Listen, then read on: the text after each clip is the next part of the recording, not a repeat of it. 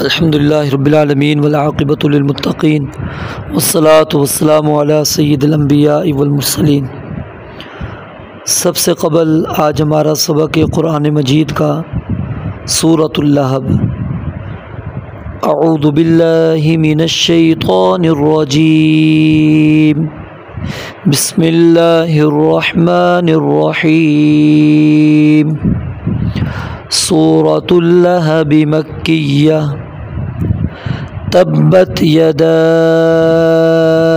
अबी लहब व तब मा अग़ना अन्हु मालुहु व मा कसब सयस्ला नारन ज़ात लहब वम्रअतुहु हम्मालतल हतब फ़ी जीदिहा हब्लुम मिन मसद। तब्बत यदा अबी लहब व तब मा अग़ना अन्हु मालुहु व मा कसब सयस्ला नारन ज़ात लहब वम्रअतुहु हम्मालतल हतब फ़ी जीदिहा हब्लुम मिन मसद। सूरतुल लहब मक्किय्या। बिस्मिल्लाहिर रहमानिर रहीम। तब्बत यदा अबी लहब व तब मा अग़ना अन्हु मालुहु व मा कसब सयस्ला नारन ज़ात लहब वम्रअतुहु हम्मालतल हतब फ़ी जीदिहा हब्लुम मिन मसद। दूसरा सबक अहादीस नबविया। क़ाल रसूलुल्लाहि सल्लल्लाहु अलैहि व आलिहि वसल्लम अल क़ुरआनु हुज्जतुल लका औ अलैका। अल क़ुरआनु हुज्जतुल लका औ अलैका। क़ाल रसूलुल्लाहि सल्लल्लाहु अलैहि व आलिहि वसल्लम अल क़ुरआनु हुज्जतुल लका औ अलैका। रसूलुल्लाह सल्लल्लाहु अलैहि व आलिहि वसल्लम ने इरशाद फरमाया, अल क़ुरआनु क़ुरआन मजीद हुज्जतुन दलील है, हुज्जत है,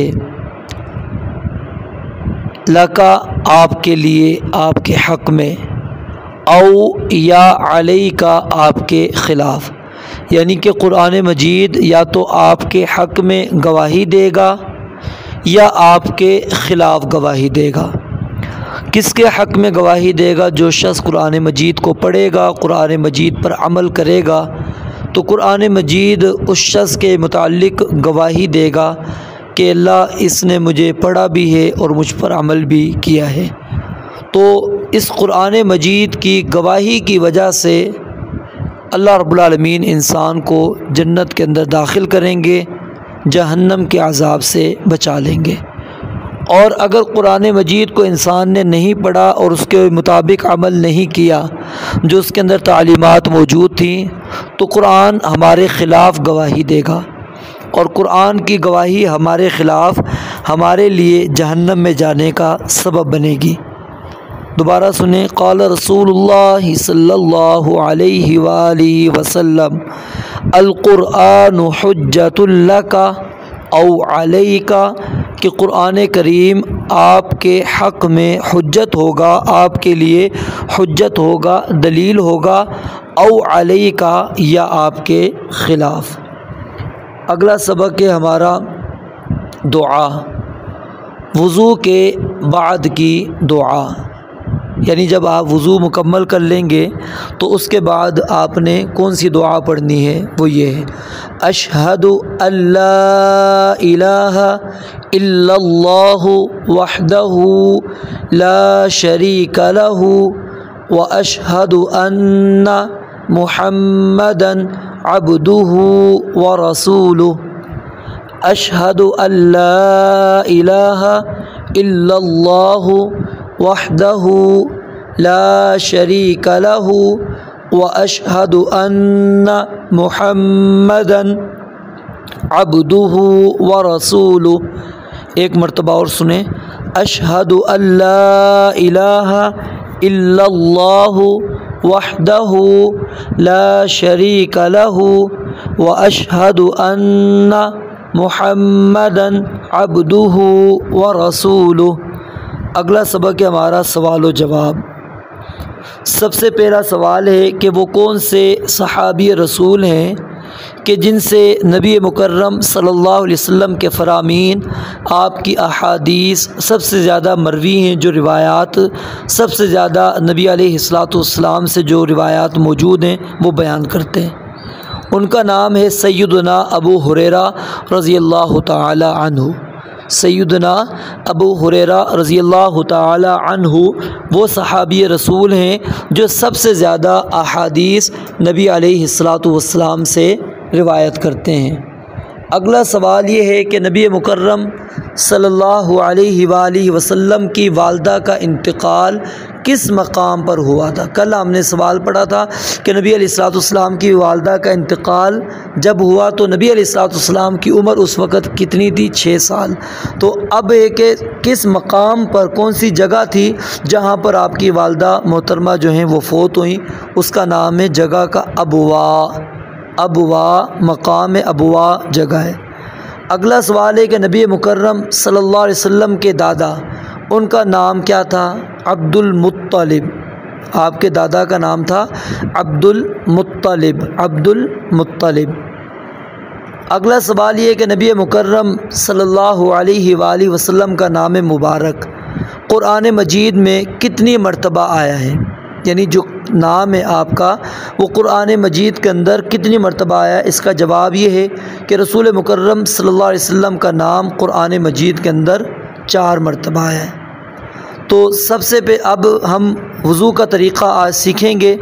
तो वज़ू करने से पहले चंद बातें हैं वो ज़रूरी, वो सुन लें। सबसे पहली चीज़ कि वज़ू पाक पानी से करना है।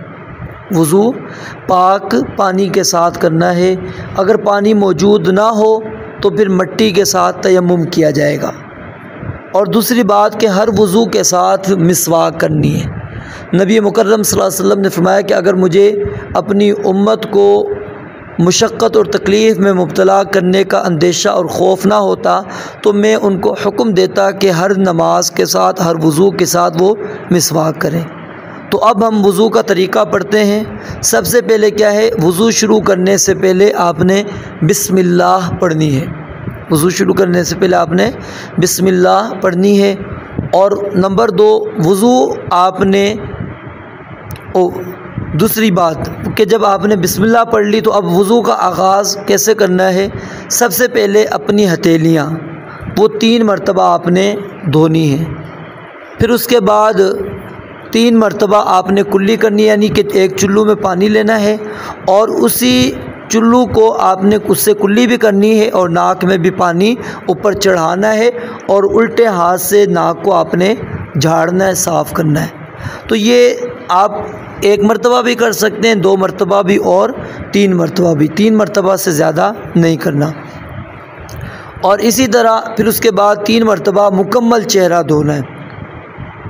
फिर उसके बाद 3 मरतबा अपने दोनों हाथ कोहनियों तक धोने, कोहनी उसके अंदर शामिल है। पहले दाएं हाथ को धोना है मुकम्मल तौर पर कोहनी समेत, फिर बाएं हाथ को, और उसके बाद फिर पूरे सर का मसा करना है। और सर का मसा 1 मरतबा करना है। सर का मसा कैसे शुरू करना है कि सर के शुरू के आगाज़ से लेकर गर्दन के पिछले हिस्से तक हाथ को लेकर जाएंगे आप मुकम्मल तौर पर और वहीं से वापस लेकर आएंगे शुरू वाले हिस्से तक। फिर अपने दोनों कानों के अंदर जो है आप अपनी उंगली को डालेंगे और अंगूठा जो है बाहर रखेंगे और फिर अंदर वाली साइड पर आपने इस तरह जो है वो आपने मसा करना है और बाहर अंगूठे को इस तरह आपने लेकर आ जाना है। फिर उसके बाद आपने दोनों पाँव को धोना है टखनों समेत। तो पहले दायां पाँव, फिर उसके बाद बायां पाँव, और इसमें क्या है आपने उंगलियों का खलाल करना है, यानी उंगलियां इस तरह आपने चलानी है पाँव के अंदर। तो अब हम अमली तौर पर आपको वज़ू का तरीका सिखाएंगे कि किस तरह वज़ू करना है। या आपने यहाँ पर पढ़ लिया, तो अब आपको करके दिखाएंगे कि वज़ू किस तरह आपने करना है। हाँ जी, इधर तवज्जो करनी है।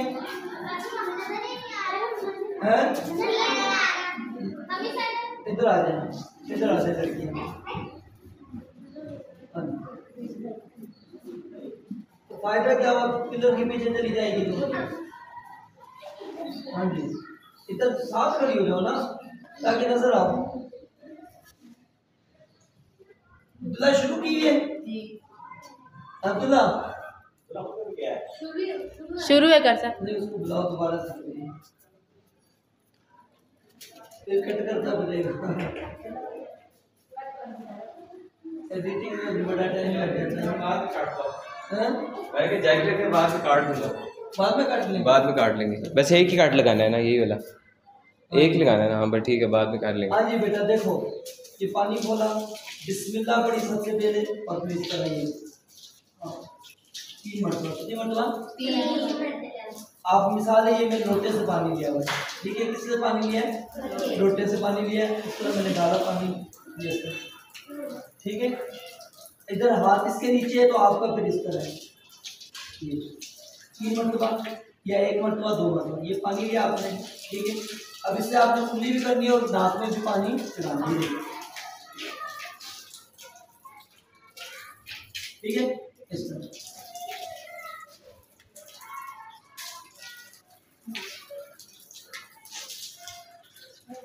अच्छा, ये फिर उसके बाद पानी लिया, मुंह धोना है, ये अच्छी तरह।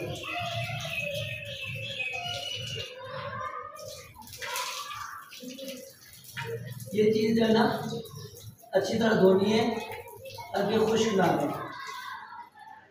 ये हो गया। अब जिसकी दाढ़ी होगी वो क्या करेगा, खिला इस तरह जब आएगी दाढ़ी रखनी है ना। फिर उसके बाद ये दाया, ये पूरा देखें, ये पूरा हाथ धो रहा हूँ मैं, ठीक है। ये पूरा हाथ, ये यहाँ से नहीं धोना, मैंने आपको बताया। ये पूरी कोनी, अक्सर क्या होता है ये कोनी खुश्क रह जाती है। फिर उसके बाद ये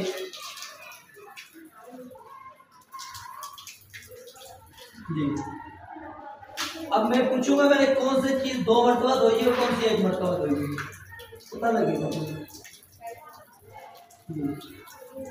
ठीक है। ये कान में डाला, इसको घुमाया और ये पीछे से। अब कुछ लोग क्या करते हैं गलती, वो ये करते हैं, इन्होंने मसा शुरू किया, ये यहाँ से गए, इधर आए, यहाँ से यूं किया है, फिर यूं कर लेते हैं।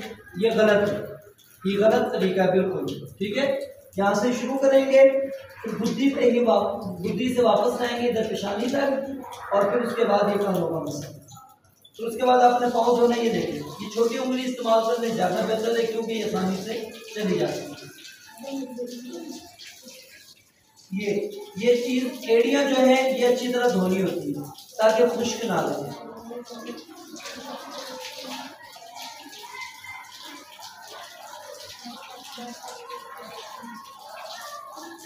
एक मरतबा फिर देखें, ये बिस्मिल्लाह पढ़ी पहले, बिस्मिल्लाह, ये पानी लिया, नाक को ध्यान रखना, ठीक है,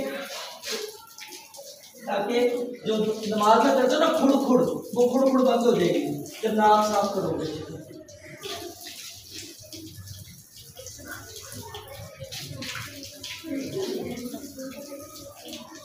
ठीक है, उल्टे हाथ से, ये किससे नाक साफ करनी है, उल्टे। पानी लिया, इधर देखें,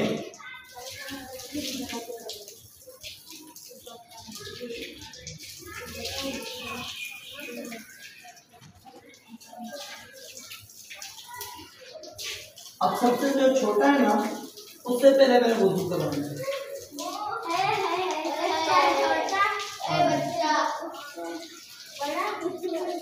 क्या बात फरमाना है उससे आप आ जाओ। अब ये मैंने वुजू कर लिया, अब क्या पढ़ना है? दुआ अशहदु अल्ला इलाहा इल्लल्लाहु वहदहु ला शरीका लहु व अशहदु अन्ना मुहम्मदन अब्दुहु व रसूलुहु।